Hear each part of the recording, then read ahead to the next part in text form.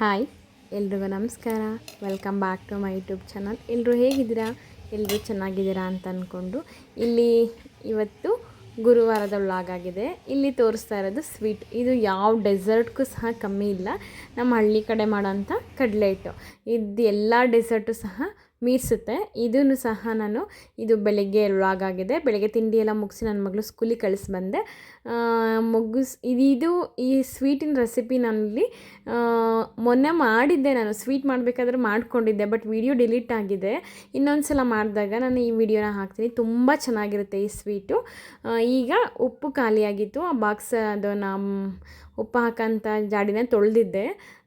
ತೊಳೆದ್ಬಿಟ್ಟು ಈಗ ಉಪ್ಪು ಹಾಕ್ಕೊಳ್ತಾ ಇದ್ದೀನಿ. ಈ ರೀತಿ ಉಪ್ಪು ಹಾಕಬೇಕಾದ್ರೆ ಮಧ್ಯದಲ್ಲಿ ಒಂದು ಟೂತ್ ಪಿಕ್ ಹಾಕಬೇಕು. ಈ ರೀತಿ ಟೂತ್ ಪಿಕ್ ಹಾಕಿದ್ರೆ ಏನಾಗುತ್ತೆ ಅಂತಂದರೆ ಉಪ್ಪು ನೀರು ಆಗಲ್ಲ. ಖಂಡಿತ ಇದು ನಾನು ಟ್ರೈ ಮಾಡಿ ಇದನ್ನು ಹೇಳ್ತಿರೋದು. ತುಂಬ ವರ್ಷಗಳಿಂದ ನಾನು ಇದನ್ನು ಟ್ರೈ ಮಾಡ್ತಾ ಇದ್ದೀನಿ. ಉಪ್ಪು ನೀರು ಬಿಡಲ್ಲ, ಕೆಳಗಡೆ ನೀರು ಆಗುತ್ತಲ್ವ ಲಾಸ್ಟಿಗೆ ಬಳಸಬೇಕಾದ್ರೆ, ಆ ರೀತಿ ಆಗಲ್ಲ. ಹಾಗಾಗಿ ನೀವು ಹೊಸ್ದಾಗಿ ಉಪ್ಪು ಹಾಕಬೇಕಾದ್ರೆ ಅದ್ರ ಕೆಳಗಡೆ ಒಂದು ಮಧ್ಯದಲ್ಲಿ ಒಂದು ಈ ರೀತಿ ಟೂತ್ ಪಿಕ್ ಹಾಕಿ ಇನ್ನು ಮಧ್ಯಾಹ್ನಕ್ಕೆ ನನ್ನ ತಂಗಿ ಬರ್ತೀನಿ ಅಂತಲೇ ಹೇಳಿದರು. ಹಂಗಾಗಿ ಸಾಂಬಾರು ಮಾಡ್ಕೊಳ್ಳೋಣ, ಮಧ್ಯಾಹ್ನ ಅಡುಗೆ ಬೇಕಲ್ಲ ಇವಾಗ ನನ್ನ ಮಗಳಿಗೆ ಅಂತೇಳ್ಬಿಟ್ಟು ರೆಡಿ ಮಾಡ್ಕೊಳ್ತಿದ್ದೆ. ಇನ್ನು ಮೊನ್ನೆ ನೆನೆಸಿದ್ನಲ್ಲ ಹುರುಳಿಕಾಳು, ಅದನ್ನು ಸ್ವಲ್ಪ ಜಾಲಿಸಿ ಅದನ್ನು ಹಾಕಬೇಕು. ಅದೇ ಮೊಳಕೆ ಕಟ್ಟಬೇಕಲ್ವ, ಅದಕ್ಕೆ. ಇನ್ನು ಇವತ್ತು ಸಿಂಪಲಾಗಿ ಸ್ವೀಟ್ ತೋರಿಸಿದ್ನಲ್ಲ, ಸ್ವೀಟ್ ಮಾಡಿದ್ದು, ಹಂಗಾಗಿ ಅದಕ್ಕೆ ತೊಗರಿಬೇಳೆ ಸಾಂಬಾರು ಮಾಡ್ಕೊಳ್ಳೋಣ ಅಂತೇಳ್ಬಿಟ್ಟು ಏನೂ ಹಾಕ್ತಿಲ್ಲ, ಬರೀ ತರಕಾರಿ ಏನೂ ಹಾಕ್ತಿಲ್ಲ. ಬರೀ ಬೇಳೆ, ಟೊಮೊಟೊ, ಒಂದು ಹಸಿರು ಮೆಣಸಿನ್ಕಾಯಿ, ಬೆಳ್ಳುಳ್ಳಿ, ಈರುಳ್ಳಿ ಹಾಕ್ಬಿಟ್ಟು ಸ್ವಲ್ಪ ಅರಿಶಿನ, ಎಣ್ಣೆ ಹಾಕ್ಬಿಟ್ಟು ಇಲ್ಲಿ ಕೂಗೋಕ್ಕೆ ಇಡ್ತಾ ಇದ್ದೀನಿ. ಈ ಕಡೆ ಇನ್ನು ಹುರುಳಿಕಾಳನ್ನ ಹಾಕ್ಕೊಬೇಕು. ಅದು ಹಾಕ್ಕೊಬೇಕು ಅಂತಂದರೆ ಅದರಲ್ಲಿ ಕಾಳುಗಳು ಎಲ್ಲವೂ ಸಹ ನೆಂದಿರಲ್ಲ. ಅಂಗಡಿಲಿ ತೊಗೊಂಬಂದಿರೋದು ನೆನೆಯುತ್ತೇನೋ ಗೊತ್ತಿಲ್ಲ, ಅಂಗಡಿಲಿ ನಾವು ತಗೊಂಬರಲ್ಲ, ನನಗೆ ಗೊತ್ತಿಲ್ಲ. ಇದು ಏನಾಗುತ್ತೆ ಅಂದರೆ ಮನೆಯದಲ್ವಾ, ಹಂಗಾಗಿ ಕಾಳು ನೆಂದಿಲ್ದೆಲ್ಲ ಇರೋದು, ಮತ್ತು ನಾವು ಆರಿಸ್ಬೇಕಾದ್ರೆ ಕಲ್ಲೇನಾದ್ರು ಇದ್ದರೆ ಕೆಳಗಡೆ ಇರುತ್ತೆ. ಹಂಗಾಗಿ ಅದನ್ನು ಜಾಲಿಸ್ಬಿಟ್ಟು ಅದನ್ನು ಈ ರೀತಿ ಹಾಕ್ಕೊಬೇಕಾಗುತ್ತೆ. ಆ ರೀತಿ ಹಾಕ್ಬಿಟ್ಟು ಇಟ್ಟರೆ ಒಂದಿನದಲ್ಲಿ ನಾಳೆ, ಇವತ್ತು ಎಷ್ಟು ಗಂಟೆಗೆ ಇಡ್ತೀವಿ, ನಾಳೆ ಎಷ್ಟೊತ್ತಿಗೆ ಮೊಳಕೆ ಚೆನ್ನಾಗಿ ಬಂದಿರುತ್ತೆ. ನಾನೇನು ಯಾವುದೇ ರೀತಿ ಬಟ್ಟೆಲೇನು ಕಟ್ಟಲ್ಲ. ಈ ರೀತಿ ಅದು ಬರುತ್ತಲ್ವ, ಅದು ಪಾತ್ರೆ, ಅದು ಮೊಳಕೆ ಬರ್ಸೋಂಥದ್ದು, ಮೊಳಕೆ ಹಾಕ್ತೀವಲ್ವ, ಬರೋದಕ್ಕೆ ಹಾಕ್ತೀವಲ್ಲ ಪಾತ್ರೆ, ಹಂಗಾಗಿ ಅದರಲ್ಲೇ ಬರುತ್ತೆ. ಯಾವುದೇ ರೀತಿ ನಾನು ಬಟ್ಟೆ ಕಟ್ಟಿ ಇಡೋದು, ಇನ್ನು ಅದ್ರ ಮೇಲೆ ಭಾರ ಇರೋದು ಏನೂ ಮಾಡಲ್ಲ. ನೀಟಾಗಿ ಅದನ್ನು ಜಾಲಿಸ್ಬಿಟ್ಟು ಅದರಲ್ಲಿ ಹಾಕ್ತೀನಿ. ಹಾಕಿದ್ಮೇಲೆ ಅದ್ರ ಮೇಲೊಂದು ಪ್ಲೇಟ್ ಇಟ್ಬಿಟ್ಟು ಅದರ ನೀರಿರೋಂಥದ್ದನ್ನೆಲ್ಲ ಮತ್ತೆ ಒಂದು ಸಲ ಬಸ್ದುಬಿಟ್ಟು ಇಟ್ಬಿಟ್ಟಿರ್ತೀನಿ. ಹಂಗಾಗಿ ಯಾವುದೇ ರೀತಿ ಅಂಟು ಏನೂ ಆಗಲ್ಲ, ಚೆನ್ನಾಗಿ ಬಂದುಬಿಡುತ್ತೆ. ಇದು ಜಾಲಿಸ್ಕೊಳೋದು ವೀಡಿಯೋ ನಾನು ನಿಮಗೆ ಕ್ಲಿಯರಾಗಿ ಕಾಣಿಸಿಲ್ಲ. ಇನ್ನೊಂದು ಸಲ ನಾನು ಬೇಕಾದರೆ ನಾನು ತೋರಿಸ್ತೀನಿ. ಜಾಲಿಸ್ಬೇಕು, ಜಾಲಿಸೋದೇನು ತುಂಬ ಹಿಂಗೆ ಕಷ್ಟ ಆಗಲ್ಲ ಇಲ್ಲಿ. ಅದು ಜಾಲಿಸಿದ್ರೆ ಏನಾಗುತ್ತೆ ಅಂತಂದರೆ ಅದು ನೆಂದಿಲ್ದೇ ಇರೋಂಥ ಕಾಳುಗಳೆಲ್ಲ ಕೆಳಗಡೆ ಉಳ್ಕೊಳ್ಳುತ್ತೆ. ಆಮೇಲೆ ಕಲ್ಲಿದ್ದರೆ ಕಲ್ಲೆಲ್ಲ ಉಳ್ಕೊಳ್ಳುತ್ತೆ. ಈಗ ಊಟಕ್ಕೆ ಅಡುಗೆ ಮಾಡಬೇಕಾದ್ರೆ ಚಿಕ್ಕ ಚಿಕ್ಕ ಕಲ್ಲು ಇರುತ್ತೆ, ಇಲ್ಲ ಅಂತ ಹೇಳ್ತಿಲ್ಲ. ಹಂಗಾಗಿನೇ ಇದನ್ನು ಕಾಳನ್ನ ನೆನೆಸ್ಬೇಕಾದ್ರೆ ಒಂದು ಮಣ್ಣೇನಾದರೂ ಅಂಟಿದ್ರೆ, ಹುರುಳಿಕಾಳಿಗೆ ಸಾಮಾನ್ಯ ಮಣ್ಣು ಅಂಟಿರಲ್ಲ, ಎಳ್ಳು ಇದಕ್ಕೆಲ್ಲ ಅಂಟುತ್ತೆ. ಅದೇ ಚಿಕ್ಕ ಚಿಕ್ಕ ಏನಾದರೂ ಮಣ್ಣು ಎಂಟೇನಾದರೂ ಇದ್ದರೆ ಅದು ಒಂದು 2-3 ಸಲ ವಾಶ್ ಮಾಡಿದ್ರೆ ಹೋಗ್ಬಿಡುತ್ತೆ. ಹಾಗಾಗಿ ವಾಶ್ ಮಾಡಿಕೊಂಡು ಅದನ್ನು ನೆನೆಸ್ಬೇಕಾಗುತ್ತೆ. ಇವಾಗ ಬಂತು ಕೊನೆಯಲ್ಲಿ ನೋಡಿ, ಆ ರೀತಿಯಲ್ಲಿ ಒಂದು ಸ್ವಲ್ಪ ತೋರಿಸ್ತೀನಿ ಲಾಸ್ಟಿಗೆ. ನಾನಿಲ್ಲಿ ಕಾಳು ಎಷ್ಟೊತ್ತು ನೆನೆಸಿದ್ದೀನಿ ಅಂತಂದರೆ ಹೆಚ್ಚು ಕಡಿಮೆ ನಾನು ಒಂದು 15-16 ಅವರ್ ನೆನೆಸಿದ್ದೀನಿ. ಹಂಗಾದ್ರೂ ಸಹ ಕೆಲವು ಕಾಳು ನೆಂದೇ ಇಲ್ಲ. ಅದನ್ನೇನು ಮಾಡಬೇಕು ಅಂತಂದರೆ ನೆಕ್ಸ್ಟ್ ಮತ್ತೆ ಇನ್ನೊಂದು ಚಿಕ್ಕ ಬೌಲಿಗೆ ಪಾತ್ರೆಯಲ್ಲಿ ಹಾಕ್ಬಿಟ್ಟು ಅದನ್ನು ಮತ್ತೆ ಇನ್ನೂ ಒಂದಿನ ಫ್ರೆಶ್ ನೀರು ಹಾಕಿ ನೆನೆಸಿದ್ರೆ ನಾಳೆ ದಿನ ನೆಂದಿರುತ್ತೆ. ಮತ್ತು ಅದರಲ್ಲೂ ಸಹ ಬಂದಿದ್ದು ಏನು ಮಾಡ್ತೀವಿ, ನಾನು ಎಸ್ದು ಬಿಡ್ತೀನಿ. ಅದನ್ನು ನೆನೆಯಲ್ಲ, 2 ದಿನ ಆದರೂ ನೆನೆಯಲ್ಲ. ಅದು ಕಳ್ಗಾಳು ಅಂತ ಕರೀತಾರೆ ಅದನ್ನು ನಮ್ಮ ಕಡೆಯಲ್ಲಿ, ಇರುತ್ತೆ ನೋಡಿ. ಇವಾಗ ಬಂತು, ಕಲ್ಲೆಲ್ಲ ಎಷ್ಟು ನೀಟಾಗಿ ಬಂದುಬಿಡುತ್ತೆ ಗೊತ್ತಾ ಈ ರೀತಿ ಜಾಲಿಸೋದ್ರಿಂದ. ಅದು ಊಟದಲ್ಲಿ ಕಲ್ಲು ಸಿಗಲ್ಲ. ಮತ್ತು ಸ್ವಲ್ಪ ಇದೇನೇ, ಇದು ಜಾಲಿಸಿ ಸ್ವಲ್ಪ ಪ್ರೋಸೆಸ್ ಹಿಡಿಯುತ್ತೆ. ಬಟ್ ಪ್ರೋಸೆಸ್ ಹಂಗೆ ಹಿಡಿದ್ರೂ ಸಹ ಕಲ್ಲು ಬರಲ್ಲ, ಚೆನ್ನಾಗಿ ಕಲ್ಲೆಲ್ಲ ಹೋಗ್ಬಿಡುತ್ತೆ. ಹಾಗಾಗಿ ಒಲುದಲ್ವಾ, ಡೈರೆಕ್ಟ್ ಬಂದಿರೋದ್ರಿಂದ ಕಲ್ಲಿದ್ದೇ ಇರುತ್ತೆ, ನೋಡಿ ಹಾಕಬೇಕು. ಮಕ್ಕಳೆಲ್ಲ ಚಿಕ್ಕ ಚಿಕ್ಕ ಮಕ್ಳು ಇರ್ತಾರಲ್ವ, ಹಂಗಾಗಿ ಅವ್ರಿಗೆ ಗೊತ್ತಾಗಲ್ವಲ್ಲ, ಹಂಗಾಗಿ ಜಾಲಿಸ್ಕೊಳ್ತೀನಿ ಸಲ. ಎಲ್ಲ ಥರದ್ದು ಅಷ್ಟೇ.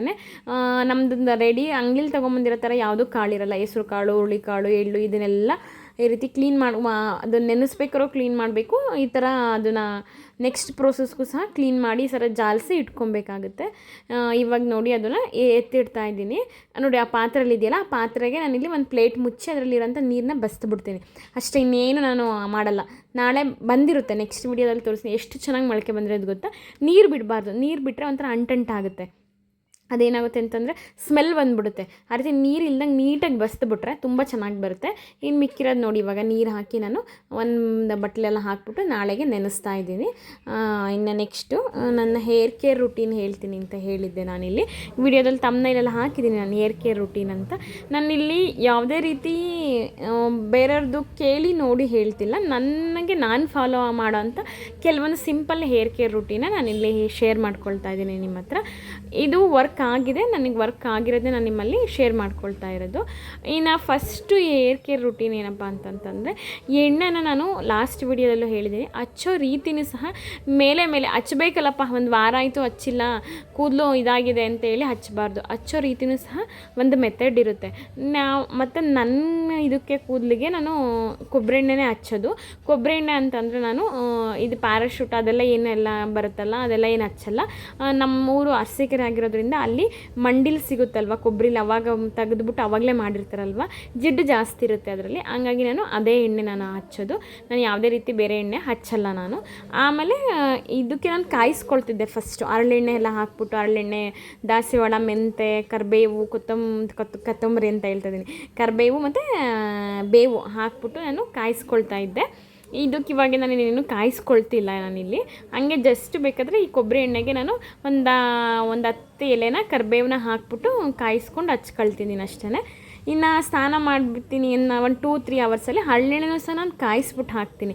ಏಕೆಂದರೆ ಅದು ಹರಳೆಣ್ಣೆ ಸ್ವಲ್ಪ ಕೋಲ್ಡು, ಹಂಗಾಗಿ ಬಿಸಿ ಮಾಡಿ ಹಾಕಿದ್ರೆ ಸ್ವಲ್ಪ ಶೀತ ಏನು ಆಗಲ್ಲ, ಅವಾಗ ಹಾಕ್ತೀನಿ. ಇದ್ರ ಜೊತೆಲೇ ಮಿಕ್ಸ್ ಮಾಡಿ ಹಚ್ಬೋದು, ಬಟ್ ಹಚ್ಚಿದ್ರೆ ಅವಾಗಲೇ ಸ್ನಾನ ಮಾಡಬೇಕು. 3 ಅವರ್ಸ್ ಹಿಂಗಿದ್ರಲ್ಲಿ ಸ್ನಾನ ಮಾಡಬೇಕಾಗುತ್ತೆ. ಮಾಡಿದ್ರೇ ಅದು, ಇಲ್ಲಾಂದರೆ ಅದು ಸ್ವಲ್ಪ ಸ್ಮೆಲ್ ಬಂದಂಗೆ ಅನ್ನಿಸ್ತಿರುತ್ತೆ. ಹಂಗಾಗಿ ಸ್ನಾನ ಮಾಡೋದಕ್ಕಿಂತ 2 ಅವರ್ಸ್ ಮೊದಲು ಹಿಂಗೆ ಕಾಯಿಸ್ಬಿಟ್ಟು ಹಚ್ಕೊಂಡು ಮಾಡ್ತೀವಿ. ಇದು ನನ್ನ ಹೇರ್ ಕೇರಲ್ಲಿ ಎಣ್ಣೆ, ನಾನು ಈ ರೀತಿ ಎಣ್ಣೆ ಹಚ್ಚೋದು. ಆಮೇಲೆ ಇನ್ನು ನೆಕ್ಸ್ಟ್ ಹೇಳಬೇಕಪ್ಪ ಅಂತಂತಂದರೆ, ಹಚ್ಚೋ ರೀತಿನೂ ಅಷ್ಟೇ. ಅದು ನಾವು ಹಚ್ಚಬೇಕಲ್ಲ ಅಂತ ಹಚ್ಚಬಾರ್ದು. ನೀಟಾಗಿ ಕೂದಲನ್ನ ಫಸ್ಟು ಈ ರೀತಿ ಅದರಲ್ಲಿ ಯಾವುದೂ ಸಹ ಗಂಟಿರಬಾರ್ದು, ಸಿಕ್ಕಿರಬಾರ್ದು. ಆ ಸಿಕ್ಕನ್ನೆಲ್ಲ ತೆಗೆದುಬಿಟ್ಟು ಈ ರೀತಿ ಪಾರ್ಟಿಷನ್ ಮಾಡಿಕೊಂಡು 2 ಕಡೆ ಮಾಡಿಕೊಂಡು ಅದರಲ್ಲಿ ಚಿಕ್ಕ ಚಿಕ್ಕ ಭಾಗ ಮಾಡಿಕೊಂಡು ನಾವು ಹಚ್ಚೋ ಆ ಥರದ್ದು ಎಣ್ಣೆ ಅದು ಸ್ಕಾಲ್ಪ್ಗೂ ಹೋಗಬೇಕು. ಅಂದರೆ ಸ್ಕಾಲ್ಪ್ಗೂ ಸಹ ತಾಗಬೇಕು, ಬರೀ ಕೂದಲಿಗೂ ತಾಗಬಾರ್ದು, ಬರೀ ಸ್ಕಾಲ್ಪಿಗೂ ಹಚ್ಚಬಾರ್ದು, ಎರಡಕ್ಕೂ ತಾಗಬೇಕು. ಸ್ಕಾಲ್ಪಿಗೆ ನೀಟಾಗಿ ಉಜ್ಜಬೇಕು. ಈ ರೀತಿ ಉಜ್ಜೋದ್ರಿಂದ ಸ್ವಲ್ಪ ಏನಾಗುತ್ತೆ ಅಂತಂದರೆ ಅಲ್ಲಿರೋಂಥ ಒಟ್ಟೆಲ್ಲ ಹೋಗುತ್ತೆ, ಕೂದಲಲ್ಲಿ ಡ್ಯಾಂಡ್ರಫ್ ಇರುತ್ತಲ್ವ ಅದೆಲ್ಲ ಬಿದ್ದೋಗ್ಬಿಡುತ್ತೆ.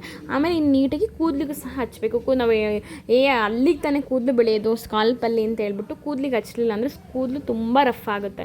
ಹಂಗಾಗಿ ಮೇಲೆ ಬುರುಡೆಗೂ ಸಹ ಹಚ್ಚಬೇಕು ಮತ್ತು ಕೂದಲಿಗೂ ಸಹ ನೀಟಾಗಿ ಈ ರೀತಿ ಪಾರ್ಟಿಷನ್ ಮಾಡಿ ಮೇಲಿಂದ ಕೆಳಗಡೆವರೆಗೂ ಈ ರೀತಿ ನೀಟಾಗಿ ಎಣ್ಣೆನ ಹಚ್ಚಬೇಕಾಗುತ್ತೆ. ಬೇಕಾದರೆ ನೀವು 3 ಅವರ್ಸ್ ಬಿಟ್ಟು ಸ್ನಾನ ಮಾಡ್ಕೊಳ್ಳಿ, ಅದೇನು ಪರವಾಗಿಲ್ಲ.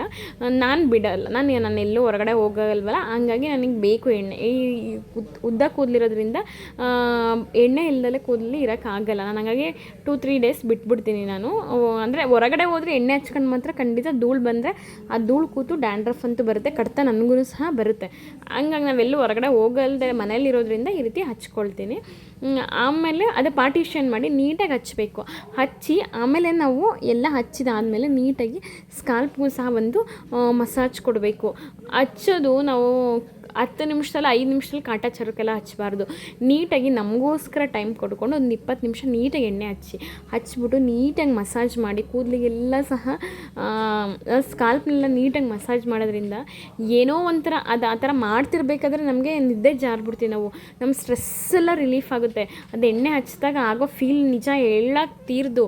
ಇದು ಇವಾಗ ಅಷ್ಟೇ ಬಂದಿರೋದು ಆ ಫ್ರೀ ಏರ್ಸ್ ಅಂತೆ, ಅದು ನಾನು ಬಿಡೋದು ತಪ್ಪು ಅಂತ ಹೇಳ್ತಿಲ್ಲ, ಅವ್ರವ್ರ ವೈಯಕ್ತಿಕ ಅದು. ಬಟ್ ಆ ಏರ್ಸ್ ಈ ಏರ್ಸು ಹಿಂಗೆ ಸ್ಟೈಲ್ ಮಾಡಿ ನಾವು ಕೂದಲನ್ನ ಹಾಳು ಮಾಡ್ಕೊಳ್ಳೋದು.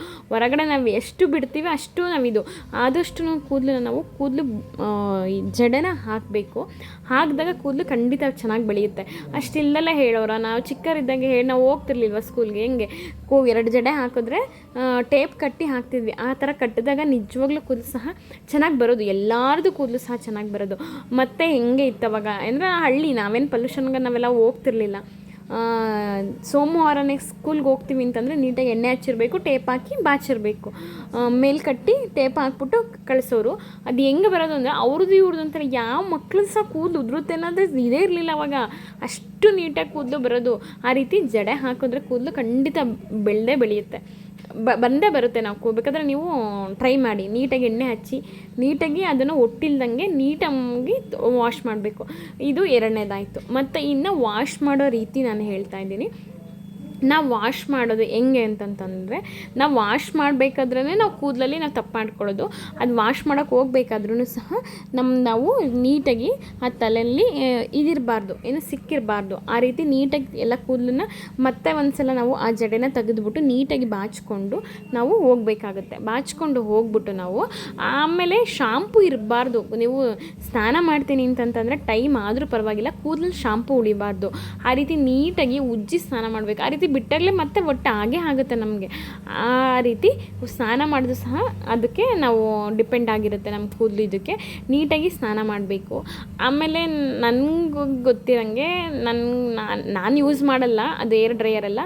ಅವಶ್ಯಕತೆ ಇತ್ತು, ನಾವಿರೋ ಜಾಗದಲ್ಲಿ ಚಳಿ ಇತ್ತು, ಒಣಗಿಸ್ಕೊಳ್ಳೇಬೇಕು. ಒಣಗಿಸ್ಕೊಳ್ಳಿಲ್ಲ ಅಂದರೆ ಕೂದಲು ಇದಾಗುತ್ತೆ. ನಾವು ಮಾಡ್ತೀವಿ ಅಂತಂದರೆ ಖಂಡಿತ ನೀವು ಮಾಡ್ಕೊಳ್ಳಿ. ಬಟ್ ಆದಷ್ಟು ಸಹ ನಾವು ಕೂದಲನ್ನ ನಾವು ಆ ಎಲೆಕ್ಟ್ರಿಕ್ ಇದು ಏರ್ ಡ್ರೈಯರ್ಗೆಲ್ಲ ಅದು ಮಾಡ್ಕೊಳ್ಳಿ, ನಾವು ಬೇಡ ಅಂತಿಲ್ಲ. ಬಟ್ ತುಂಬ ನಾವು ಇದನ್ನು ಕೂದಲಿನ ಎಕ್ಸ್ಪೋಸ್ ಮಾಡಬಾರ್ದು. ಯಾಕೆ ಅಂತಂತಂದರೆ ಅದು ಬಿಸಿ ಅಷ್ಟು ಇದಿರುತ್ತೆ.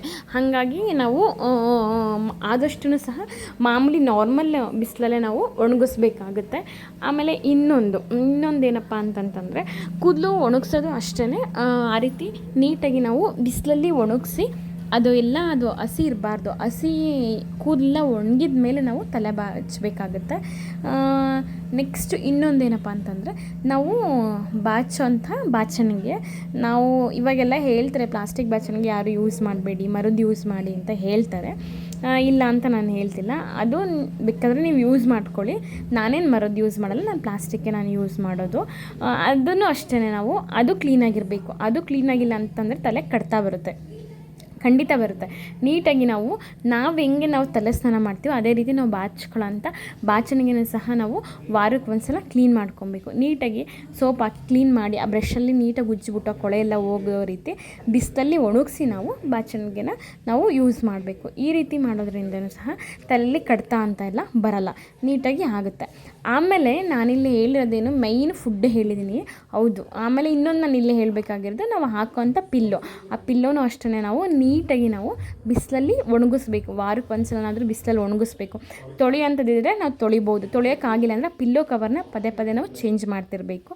ಮತ್ತು ನಾವು ಎಣ್ಣೆ ಹಾಕೋ ಬಟ್ಟೆನೂ ಅಷ್ಟೇ ನೀಟಾಗಿ ವಾಶ್ ಮಾಡ್ಕೊಬೇಕು. ಇವು ನಾನು ಫಾಲೋ ಮಾಡೋಂಥ ಸಿಂಪಲ್ ಟಿಪ್ಸ್ಗಳು. ಇದು ಖಂಡಿತ ನಮಗೆ ಎಕ್ಸ್ಟ್ರಾನಲ್ಲಿ ಅಂದರೆ ಹೊರಗಡೆಯಿಂದ ನಾವು ಈ ಟಿಪ್ಸ್ ಫಾಲೋ ಮಾಡಿದ್ರೆ ನಮ್ಮ ಕೂದಲು ಆರೈಕೆಗೆ ಸಾಕು. ಇಷ್ಟು ಇನ್ನು ಇಂಟರ್ನಲ್ಲಿ ಅಂತಂದರೆ ಇದೆಲ್ಲ ನಾವು ಮಾಡೋದು, ಕೂದಲು ಬರುತ್ತೆ ಸೆಕೆಂಡ್ರಿ. ಬಂದಿರೋ ಅಂಥ ಕೂದಲು ನಾವು ಸೇಫಾಗಿ ಇಟ್ಕೊಳ್ಳೋದಕ್ಕೆ ನಾನು ಇದನ್ನು ಹೇಳ್ತಿರೋದಷ್ಟೇ, ಕೂದಲು ಹಾಳಾಗ್ದಂಗೆ ನಾನು ಹೇಳಿರೋದು. ಬಟ್ ಅದು ನಾವು ಹೇಳಬೇಕು ಅಂತಂತಂದರೆ ಕೂದಲು ನಮಗೆ ಬರೋದು ಅನ್ನೋದು ನಾನು ಹೇಳಿದ್ದೀನಿ ಹೆರಿಡಿಟಿಯಿಂದ. ಆಮೇಲೆ ಇನ್ನೊಂದು, ಆ ಹೆರಿಡಿಟಿ ಕೂದಲನ್ನ ಉಳಿಸ್ಕೊಬೇಕು ಅಂತಂದರೆ ನಾವು ತಿನ್ನೋ ಫುಡ್ಡು ಆಗಿರುತ್ತೆ. ಫುಡ್ಡು ಮಾತ್ರ ತುಂಬ ಇಂಪಾರ್ಟೆಂಟು. ನಾನು ಹೇಳಿದ್ದೀನಿ, ನಾವು ತಗೊಳ್ಳೋ ಊಟ ಹೆಂಗೆ ಅಂತಂದರೆ ಎಲ್ಲದಕ್ಕೂ ಸಹ ಹೆಲ್ಪ್ ಆಗುತ್ತೆ. ಒಳ್ಳೆ ಊಟ ಮಾಡಿ. ಒಳ್ಳೆ ಊಟ ಅಂತಂದರೆ ಬೇರೆ ಏನು ನಾನು ಹೇಳ್ತಿಲ್ಲ ನಾನಿಲ್ಲಿ. ನಮ್ಮ ಪೂರ್ವಜರದ್ದು ಏನಿದೆ ಅದೇ ಊಟನ ಮಾಡಿ. ನೀವು ಜಂಕ್ ಫುಡ್ಸ್ ಅದನ್ನೆಲ್ಲ ಕಮ್ಮಿ ಮಾಡಿ. ಆಟೋಮೆಟಿಕಲಿ ನಾವು ಸೀಸನಲ್ಲಿ ಏನೇನು ಸಿಗುತ್ತೆ, ಕಾಲದಲ್ಲಿ ಎಳ್ಳು ಸಿಗುತ್ತೆ, ಎಳ್ಳು ತಿನ್ನಿ.